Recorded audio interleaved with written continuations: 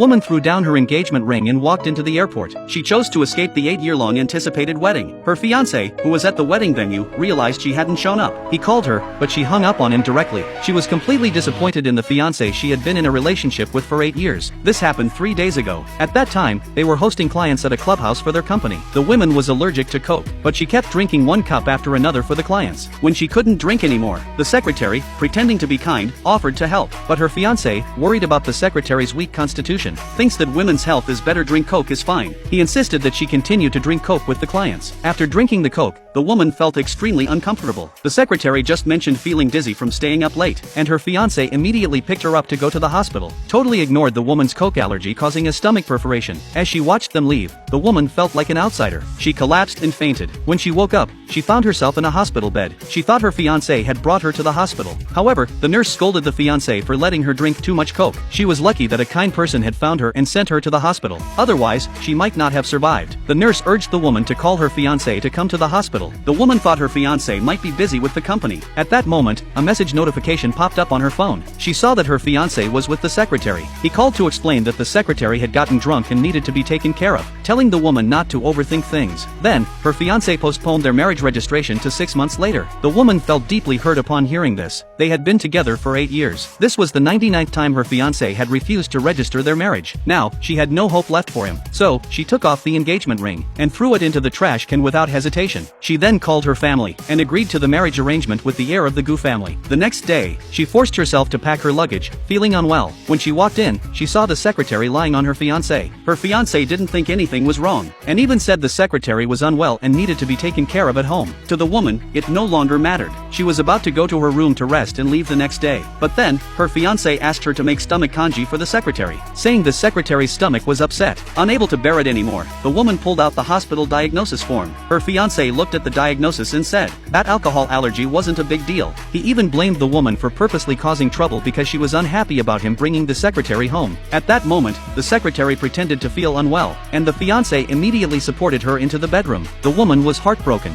She called the heir of the Gu family and decided to go to Hong Kong for the arranged marriage the next day. The next morning, she woke up and didn't see her fiancé, thinking he had gone to work. But when she went downstairs, she saw her fiancé making breakfast for the secretary. That's when she realized her fiancé wasn't incapable of cooking. He simply didn't want to cook for her. Then, she noticed her fiancé's clothes in the secretary's room. The secretary said she had felt unwell the previous night, and the fiancé had stayed by her side to take care of her, asking the woman not to misunderstand. Upon hearing this, the woman was furious and ready to leave. Her fiancé quickly stopped her, saying that although they had postponed the wedding registration, the wedding would still go on tomorrow as planned. To calm her down, he took out a gift that had already been prepared. When the woman saw the gift, which was the same as the previous 2 times, she knew her fiancé hadn't put any thought into it. He said that the invitations had already been sent out, so the wedding had to continue. But this time, the woman had truly lost all hope. At the wedding, the host repeatedly asked the bride to come out, but the woman never showed up.